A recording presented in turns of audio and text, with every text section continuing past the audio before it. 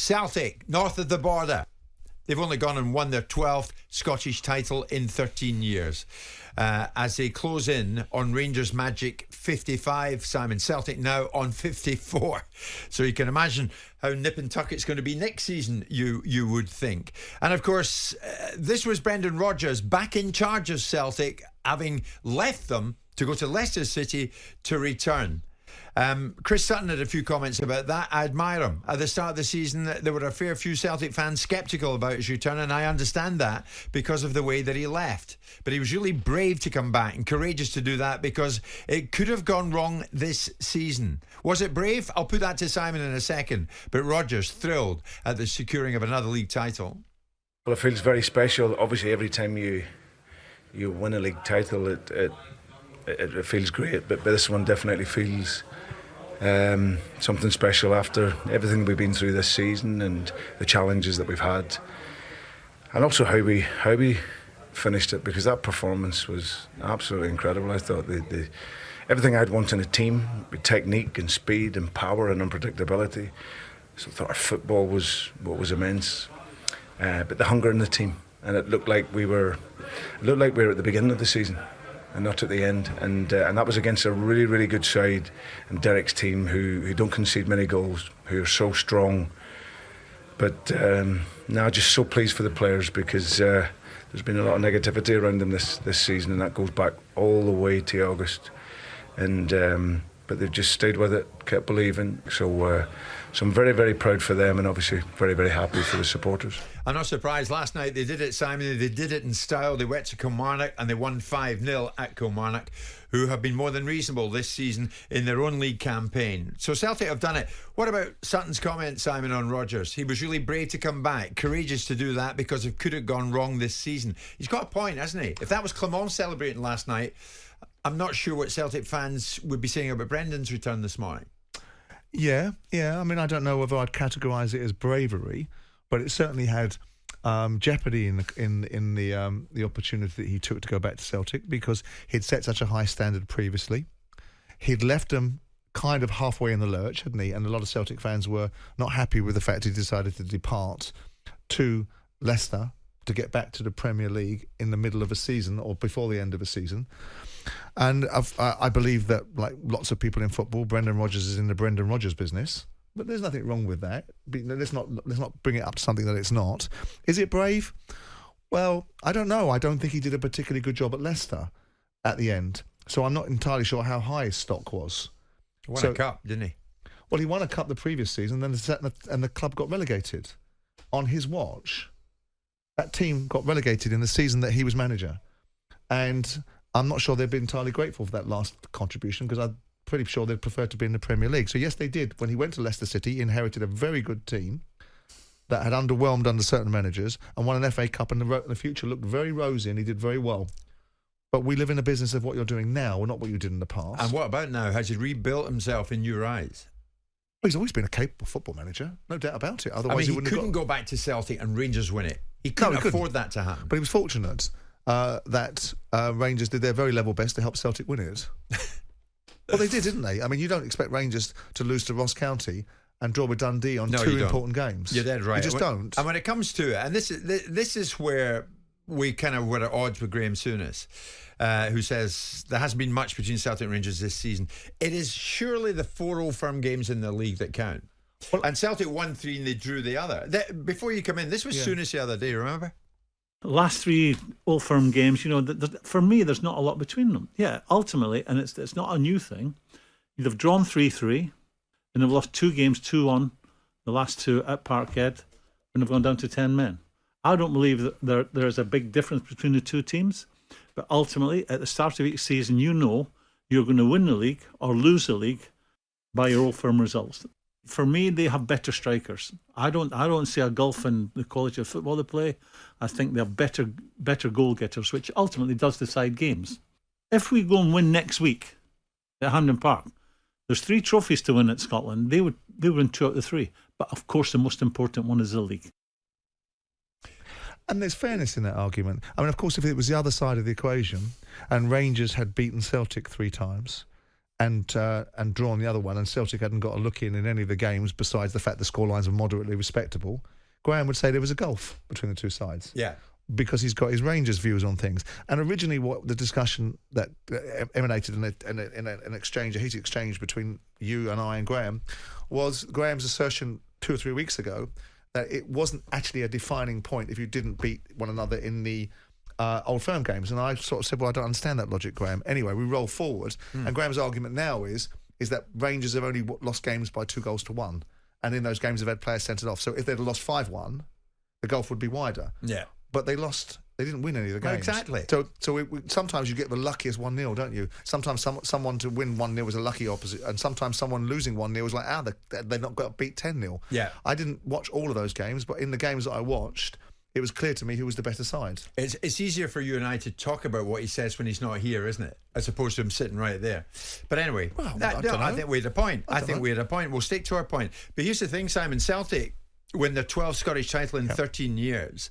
Somebody mentioned to me last night, have they become the Manchester City of Scotland? Well, yes, they are dominant. Well, they're dominant. Rangers hope to beat them in the upcoming cup final. Well, yes, they have won 12 out of 13 because 5 of those years Rangers weren't in the league. Right. So they've won 7 out of 8 when Rangers have been participants, right? Which is a dominance. But hasn't it always been such? It's either Rangers or Celtic winning this league, and this is the tragedy of the Scottish League and my disappointment with it, about the quality of domestic football in Scotland, and where the Aberdeens that once upon a time bestrode Europe, where are these wonderful players that came out of Scotland? Where are these, clubs that competed at the highest level? Where are these television deals and revenues that are going into Scottish football? Where are all these things? In the days of Ferguson at Aberdeen and Jim McLean at Dundee United, etc., etc. And great players that are coming out of Scotland from the past. Where are the Souness's, the Hansons, the Danny McGrains, the Kenny Dalglishes, and God knows who else we can think of that were great Scottish players. You get the boot into it, do you not? Because it's not more competitive. I mean, Sir Rod Stewart last night messages me. I'm in Germany, hacked off with your pal Simon. Yeah. Look at what I've written on Instagram. So I look at what he's written on Instagram. I'm absolutely sick and tired of constant deriding and disrespect of Scottish football shown down south, especially by one Simon Jordan. It's our game. We know it's not the EPL or La Liga, but it's our game and we love it. Well, that's fair comment, isn't it? Well, he's from bloody Highgate, for crying out loud. Listen, I only attack Scottish football because it's a low-hanging fruit, which is incidentally what you'd probably find I'd Rod Kilt if you looked, but that's a different discussion. Look, the bottom line is you know, look at the message. I realise that Rod is a national treasure, and I suppose nobody wants to offend a national treasure. The flip side of that is I've almost got to the point where I want to strangle myself with a pair of his unfathomably tight trousers, that if I have to listen to another story about his private jet and what football pitches he's got and what swimming pool he swims in. But let's look at the reality of it. Why would anyone be talking about Scottish football? He should be thanking me for talking about Scottish football. He actually, coming from Highgate, he should be supporting Arsenal or Tottenham. But you can't silence people's views because you don't like what they say. If you get a surveyor around your house, right, and he tells you there's a leaky roof, you don't chase him down the road and tell him to shut his gob because you don't like what he said. You look at the validity of what his points are and go, is there any substance behind it? Is Scottish football, when you look at it, the two Scottish clubs, the two biggest clubs in Scotland, can't even put fans in their own stadium. You've got broadcast deals that are worth 2 and 6. The rest of the domestic league is substandard. The two top sides aren't what they used to be. So it needs to be better run, better administered, doesn't it? So where is that unfair observation? Where is that something? No, but we've been saying all along, you need Rangers fans at Celtic Park, you need Celtic fans inside Ibrox. Yeah, but that is a given. We know that. Rod Stewart, insofar as I'm interested in his witterings about football, right, tells me that I'm being offensive about Scottish football. Attack the arguments. Don't make it about the person. If you want to talk about elocution lessons, go get yourself some so you can at least have some vague resemblance of a Scottish burr. Because as far as I'm concerned, I don't know many Cockney Scots. But there we are. I mean, he does say, one thing Souness pointed out the other day on talkSPORT, if Celtic or Rangers were in the Championship with the money that's dished out by Sky, it would be a couple of years before they would be able to compete. There is no doubt about that. But it's not going to happen. No, it's not going to happen. But I make the point about Scottish football. And, you know, what my points are, he's saying that people like me, he's fed up with people down south where he lives, right, criticising people and criticising Scottish football and being disrespectful. But it's like an emu mentality. It's like burying your head in the sand. And God bless him, maybe he's confused himself with Rod Hull and doesn't know who he is. But the bottom line is that my point about Scottish football is I want it to be better. Yeah. It's not disrespectful. Yeah. So tell me where I'm wrong. Tell me that it's a shocking indication of Scottish football that the two biggest clubs in Scotland can't put fans inside their own stadium. It's a poor example of how competitive the domestic leagues are, that nobody beneath Scotland Rangers even make an impression upon the league. It's a poor indication that the broadcast deals and the commerciality of the leagues are worth nothing. It's a poor indication that there's no real players from Scotland coming out that once looked like Graham Souness and Kenny Dalglish. What is unfair about that? Yeah. So why don't you deal with my argument rather than make this an ad hominem on the individual? Yeah. Silly. Go away, Rod. I am with you on that. But what I would say is this, Simon. Sing us a song. You're a singer. Down here, for so long, I hear people say Scottish football. And we will bounce back. And Rod Stewart, myself, and many others will say, you ever been to an Old Firm game? And the answer, almost inevitably, is no. So when people do have a swipe at it, get your backside in a train, somehow get a ticket, go to Ibrox or Celtic Park and watch the two of them in battle with each other. And you will never forget it. Fantastic, but that is not the representation of Scottish football. That is of all the value. The Aberdeens, all the clubs, the actual quality of the domestic football in Scotland. It's like watching a bad rerun of UK Gold now. People living in the past about what Scottish football once was. Yeah, but it needs to be better. Is this place up to spec? Down here, points deductions. But Manchester City, 115 charges. But that's a different argument. Right, is the quality of the football... league is monopolised by Manchester City? Hold on. You've got remarkable... I'm not wrong. You've got competitivity beyond all scale. You've got huge football clubs trying to stay in a division. You've got huge football clubs trying to get into the top four. You've got huge football clubs trying to win it. You've got a season going down to its last game. And you've got a season going down to its defining point of the last game of the season. You've got teams trying to stay in the league almost to the last game of the season. You've got teams trying to get into Europe until the last game of the season. Mm-hmm. Are you kidding me? You've got more money than God coming into English football than anywhere else in the world. Yeah. Please, I think there's more successes, and it's not a north-south divide. So what's your message to those who administer Scottish football? Well, I think it should be better.